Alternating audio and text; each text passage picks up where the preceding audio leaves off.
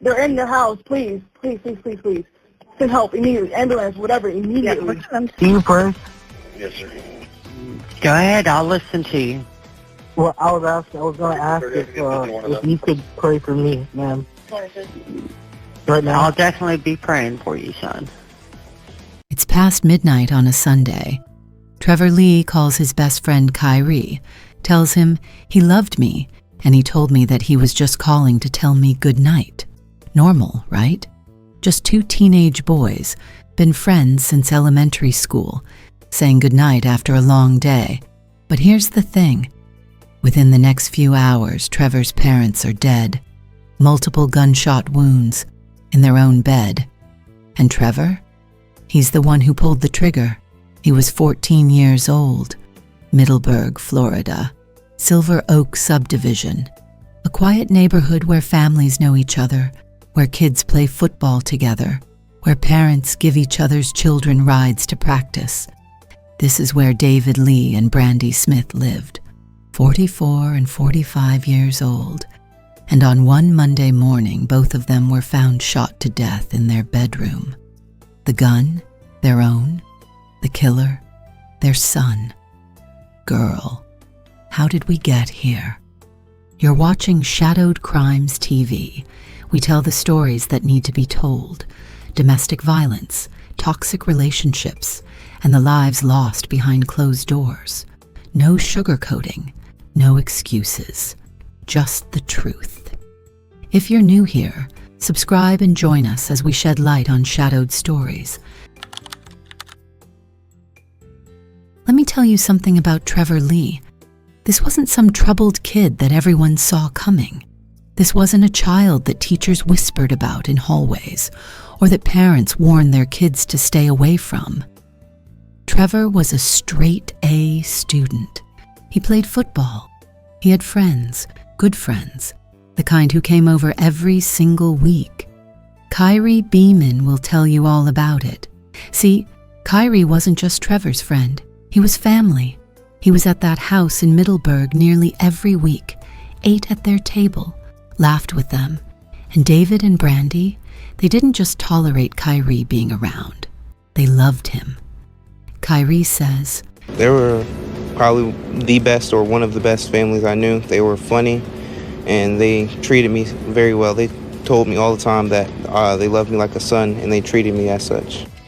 That's the kind of parents David and Brandy were. Warm, welcoming, the type who made your friends feel like family. Kyrie describes them as probably the best or one of the best families I knew. They were funny, and they treated me very well. And Trevor? According to Kyrie, he was funny, charismatic. He was funny, charismatic. He always brought good energy, good vibes, and he was probably one of the best people I knew. Make it make sense, because in a few hours, we're going to be talking about how this same good kid committed an act so unthinkable that even his best friend is still trying to process it. Friday, just 3 days before the murders, Trevor and his dad David give Kyrie a ride to football practice and back. Normal, routine, father and son doing what families do, supporting each other, helping out a friend. There's no tension in that car that Kyrie mentions, no warning signs, just a regular Friday. But here's what we know. On Sunday night, something happened. Investigators would later mention a possible domestic argument. That's it. That's all we get. A possible domestic argument. No details, no context, no clarity on what was said or what went down in that house on Sunday night. Moving on to that phone call. Past midnight, Trevor calls Kyrie, and like I said earlier, he tells him he loves him, says goodnight. Kyrie doesn't know it yet, but this is goodbye. This is Trevor reaching out one last time to someone who mattered before everything changed forever. And then, the shooting. David Lee and Brandy Smith are in their bed, their own bedroom, the place where you're supposed to feel safest. Multiple gunshots, both of them.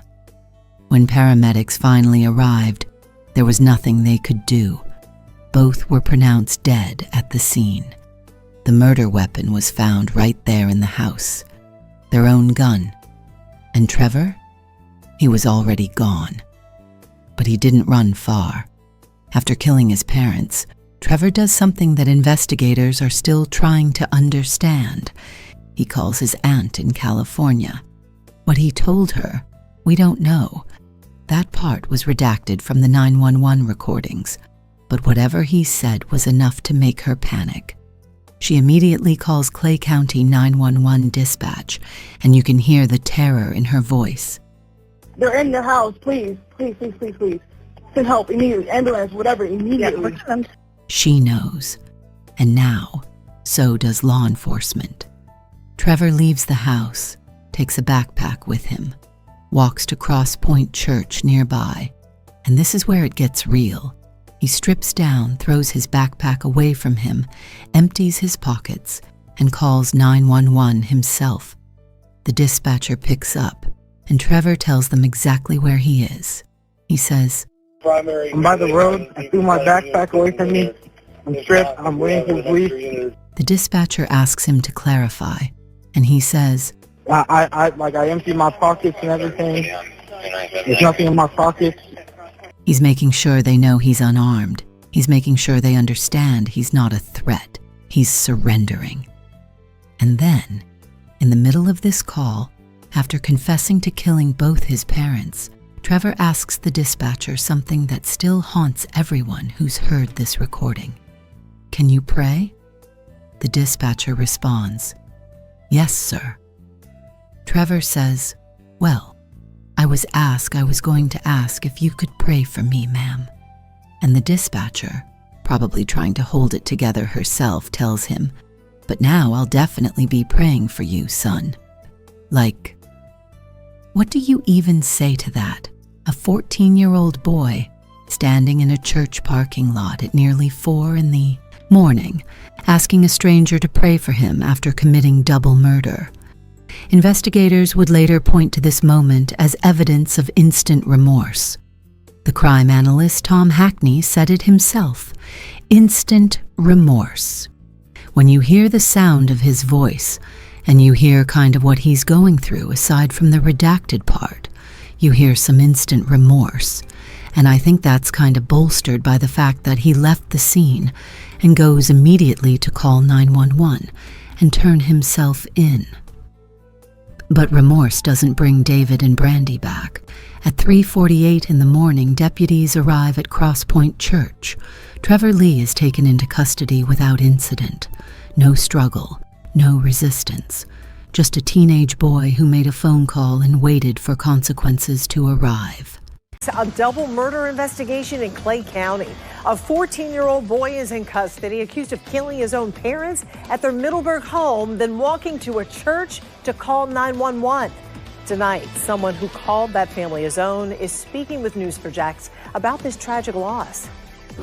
They were probably the best or one of the best families I knew. They were funny, and they treated me very well. They told me all the time that they loved me like a son, and they treated me as such. The Clay County Sheriff's Office says David Lee and Brandy Smith were shot and killed. His family member sharing this photo of the couple with us. Their 14-year-old son, Trevor Lee, is charged with 2 counts of second-degree murder. The shooting happened at a home in the area of Silver Point and County Road 220 in Middleburg. News4Jax reporter Alicia Hatcher is there gathering details and speaking with one of Trevor Lee's close friends. Kyrie Beeman says he was at this house nearly every week and considered the Lee family as his own. He says he and Trevor played football together, and just this past Friday, Trevor and his dad, David Lee, gave him a ride to and from practice. And now Kyrie is still trying to separate the friend he grew up with from the crime he's accused of. I just didn't think it was real. Kyrie Beeman, now standing outside of a home he once considered a second home, still trying to process the unthinkable. The Clay County Sheriff says a 14-year-old boy called 911 saying he had just killed his parents, then walked to a nearby church to wait for deputies. That teen was Trevor Lee, Kyrie Beeman's best friend. He was funny, charismatic, He always brought good energy, good vibes, and he was probably one of the best people I knew. Kyrie says he and Trevor had been friends since elementary school, and they spoke on the phone just after midnight. He told me that he loved me, and he told me that he was just calling to tell me goodnight. Now Kyrie is asking the community not to judge his friend by this one moment alone. While Trevor is sitting in that church parking lot waiting for deputies, back at the house on Silver Point and County Road 220, the scene is exactly what you'd expect, and somehow worse. Deputies arrive at the Lee family home. They go inside. They find David Lee and Brandy Smith in their bedroom, both still in bed, multiple gunshot wounds each. This wasn't one shot. This wasn't an accident. This was deliberate. Paramedics try, but there's nothing to be done. Both are pronounced dead at the scene. The gun is right there, the parents' own weapon. The same gun that was supposed to protect this family became the thing that destroyed it. Investigators bag it as evidence. They start processing the scene, looking at trajectories, looking at where everyone was when this happened. And here's what makes this even harder to wrap your mind around. David and Brandy were in bed. They were sleeping, or at least lying down. They were in the one place where you're supposed to be safe, in your own home, in your own bedroom, with your own child somewhere in that same house. Sheriff Michelle Cook takes over the investigation. She knows this is going to be a difficult case, not just because of what happened, but because of who did it. A 14-year-old, a child. Her own department starts digging into Trevor's background, his school history, his mental health, anything that might explain how we got here. But here's the thing, nobody saw this coming. Not the teachers at school where Trevor was getting straight A's, not Kyrie, who was with this family every single week, not the community. This wasn't a kid with red flags all over the place. This wasn't a situation where people are now coming forward saying, yeah, we knew something was off. Tom Hackney, a retired director of investigations, breaks down what he sees in this case. He calls it what it is, a heinous crime carried out by a kid. There's no sugarcoating that. 2 people are dead. But Hackney also points out something important about Trevor's actions after the shooting. The fact that he left the scene, went to a church, called 911, and surrendered himself. That means something. Hackney says Trevor showed instant remorse, and you can hear it in that 911 call, even with parts of it redacted. You can hear it in his voice when he asks the dispatcher to pray for him. That's not the behavior of someone who's proud of what they did. That's not someone running from consequences. That's someone who knows they just destroyed everything and can't take it back. But remorse doesn't answer the question everyone's asking. Why? What happened in that house on Sunday night? What was that domestic argument about? What pushed a 14-year-old boy to grab his parents' gun and shoot them while they were in bed? These are the questions investigators are trying to answer. These are the questions the community is demanding answers to. Anyways, while all this is unfolding, Kyrie Beeman is trying to process the fact that his best friend, the kid he grew up with, the kid whose family treated him like a son, is now sitting in a cell, accused of double murder. Kyrie tells reporters he didn't think it was real at first. How could it be? This was Trevor. Funny, charismatic, good vibes. One of the best people I knew. And now Kyrie is standing outside a house he used to consider a second home, trying to separate the friend he knew from the crime he's accused of. Trevor Lee is taken to the Regional Juvenile Detention Center in Jacksonville.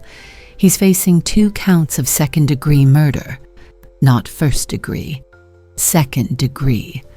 That distinction matters legally, but to David and Brandy, it doesn't matter at all.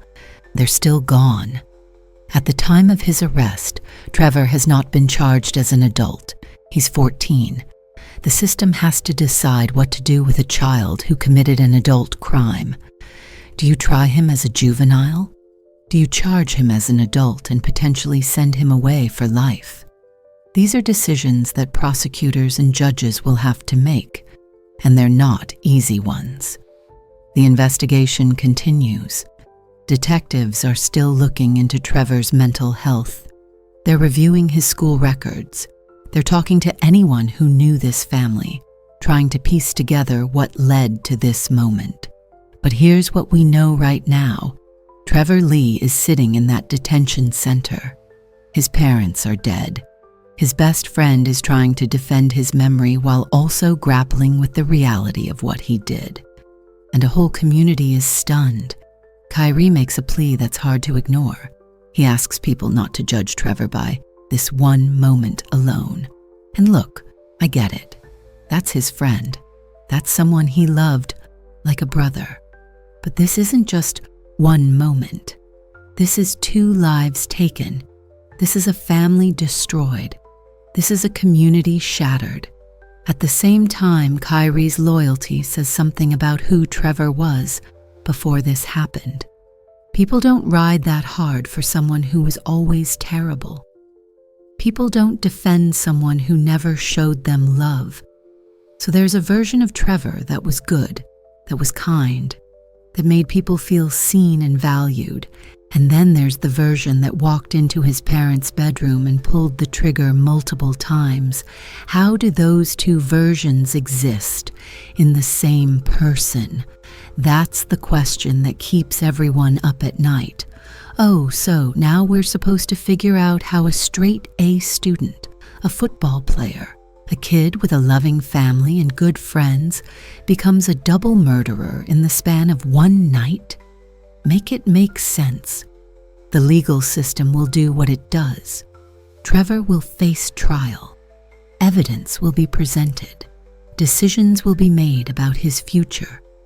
But no court decision, no sentence, no explanation will bring David Lee and Brandy Smith back. They're gone. 44 and 45 years old. Parents who loved their son enough to welcome his friends into their home. Parents who gave rides to football practice. Parents who were just living their lives until they weren't anymore. Trevor was supposed to start high school the next week. Instead, he's facing the possibility of spending the rest of his life behind bars. Instead of football games and report cards and homecoming dances, it's court dates and lawyers and detention centers. A 14-year-old boy threw away his entire future in one night, and he took his parents with him. We're seeing the face of the teen who stands accused of killing his parents. 14-year-old Trevor Lee facing 2 counts of second-degree murder. And for the first time tonight, we're hearing his voice in the newly released 911 dispatch recording. I want to warn you, hearing the call may be disturbing. You first? Yes, sir. Go ahead, I'll listen to you. Well, I was going to ask if you could pray for me, ma'am. Right now? I'll definitely be praying for you, son. Investigators say Lee was outside a church when he dialed 911 and reported himself. He stayed on the phone until deputies got to his location and took him into custody. News4Jax reporter Eric Avanier is here in studio with us with more on this new information he obtained in this case. Eric? Yeah, we were able to acquire a lot more information than what we had yesterday when we first reported this story. Now, we now know where in the house the parents were killed and the extent of their fatal injuries. We also found out that the 14-year-old called his aunt in California before he called 911 to turn himself in. Just one day after 44-year-old David Lee and 45-year-old Brandy Smith were found shot to death inside their Silver Oak subdivision home in Middleburg, News4Jax has learned the couple was in their bed when they were shot multiple times. Both were pronounced deceased when paramedics arrived. Investigators identified the killer as the couple's son, 14-year-old Trevor Lee. After the parents were murdered, Lee called his aunt in California. She then called Clay County 911 dispatch. What her nephew told her was redacted from the 911 recording. They're in the house. Please, please, please, please, please. Send help immediately. Ambulance, whatever, immediately. The teen traveled to a nearby church parking lot and called 911. He stayed on the line until deputies arrived to take him into custody. I'm by the road. I threw my backpack away from me. I'm stripped. I'm waiting for the police. What do you mean you're I have stripped? nothing in my pocket. I emptied my pockets and everything. There's nothing in my pockets. While most of his conversation with the dispatcher was redacted, we hear him ask the dispatcher to pray for him. Can you pray? Yes, sir. Go ahead, I'll listen to you. Well, I was going to ask if you could pray for me, ma'am. Right now. I'll definitely be praying for you, son. These parents are dead in their bed. And Retired JSO Director of Investigations turned News4JAX crime and safety analyst Tom Hackney says this was no doubt a heinous crime carried out by a kid, but he also says the fact that the teen called 911 to surrender himself says something. instant remorse. When you hear the sound of his voice and you hear kind of what he's going through, aside from the redacted part, you hear some instant remorse. And I think that's kind of bolstered by the fact that he left the scene and goes immediately to call 911 and turn himself in. Middleburg is a small community, the kind of place where news travels fast and tragedies hit different because everybody knows everybody. When word got out about what happened to David and Brandy, people couldn't believe it. And when they found out it was Trevor who did it, that's when the shock turned into something else entirely. Friends and family are devastated. That's the word they keep using, devastated. Because how else do you describe finding out that a kid you knew, a kid you watched grow up, a kid who seemed to have everything going for him, just destroyed his entire family? The community is left with questions that may never get answered. What was going through Trevor's mind that night? What was said during that Sunday argument? Was there something deeper going on that nobody noticed? Were there signs that everyone missed? Or was this truly as sudden as it seems? Mental health is being looked at. School history is being reviewed. But even if they find answers, even if they piece together every single detail of what led to this moment, it won't change the outcome. David and Brandy are still gone. Trevor's life is still over in a completely different way. Let me tell you something. This case hits different because of the age. 14. That's a child. That's someone who hasn't even started high school yet. That's someone whose brain isn't fully developed, whose understanding of consequences isn't complete, and yet the consequences of what he did are permanent. There's no going back. There's no do-over. Kyrie Beeman is still trying to hold on to the Trevor he knew while accepting the reality of what Trevor did. He says he's going to continue to push forward for Mr. Lee, for Brandy, and even for Trevor. That's loyalty. That's love. But it's also complicated because how do you mourn for victims while also grieving for the person who killed them when that person is your best friend? This is what domestic violence and family tragedy looks like sometimes. It's not always years of documented abuse. It's not always a clear pattern that everyone can see coming. Sometimes it's a Sunday night argument that escalates into something unthinkable. Sometimes it's a good kid who makes a choice that destroys everything in an instant. And that's the harsh reality. One night, one decision, 2 lives gone, 1 life in custody, a best friend traumatized, a community in shock, an entire family tree cut down. Girl, the weight of this case sits heavy because there's no villain you can point to and say, that's the bad guy. There's a 14-year-old child who committed a horrific crime. There are parents who are dead. There's a friend who's caught in the middle, trying to honor everyone's memory while dealing with an impossible truth. Trevor Lee was supposed to start high school next week. He was supposed to go to football practice, ace his classes, hang out with Kyrie, live his life. David and Brandy were supposed to see their son grow up, graduate, maybe go to college, build a future. None of that is happening now. Instead, Trevor sits in a juvenile detention center, facing 2 counts of second-degree murder. Instead of Friday night lights, it's concrete walls and court dates. Instead of family dinners, it's cafeteria trays and lawyers. Instead of a future, there's just questions and regret, and a 911 call where a 14-year-old boy asked a stranger to pray for him. The murder weapon was the parents' own gun, the gun that was supposed to protect them, the gun that was in their home for safety. That's the gun that ended their lives, and that's another layer to this tragedy. How many families have guns in their homes, thinking it makes them safer, never imagining their own child might use it against them? Is that what we're doing now? Trying to make sense of senseless violence? Trying to find logic in a moment that had none? Because that's what this feels like. Everyone scrambling to understand how a good kid became a killer in one night. The truth is, we may never fully understand. We may never know exactly what broke inside Trevor that night. We may never know if there was a moment where he could have stopped, could have walked away, could have made a different choice. What we do know is that he didn't.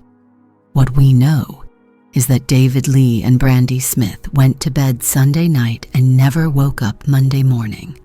What we know is that a phone call came in past midnight. I love you. Good night. And hours later, everything was gone. Kyrie says Trevor was probably one of the best people I knew. Past tense. Because that version of Trevor doesn't exist anymore. The boy who brought good energy and good vibes is gone, replaced by someone sitting in a detention center waiting to find out what the rest of his life looks like. And maybe that's the lesson here, if there even is one. We don't always know what's happening behind closed doors. We don't always see the pressure building. We don't always catch the warning signs until it's too late. A family that looked perfect from the outside, loving parents, successful kid, close friends, was hiding something that exploded in the worst possible way. This is Shadowed Crimes TV. If this story got to you, hit that subscribe button, drop a comment, share this video, because cases like this, they need to be told. David Lee, 44, Brandy Smith, 45, gone too soon, murdered in their own bed by the child they raised. Trevor Lee, 14, sitting in custody, asking for prayers, facing a future that looks nothing like what it was supposed to. And Kyrie Beeman, a best friend, trying to make sense of the senseless, trying to remember the good while confronting the bad, trying to push forward when everything feels broken. This case is still ongoing. The investigation continues. The legal system will do what it does. But the damage? That's already done. 2 lives taken, 1 life destroyed. A community forever changed. Period. Stay safe out there.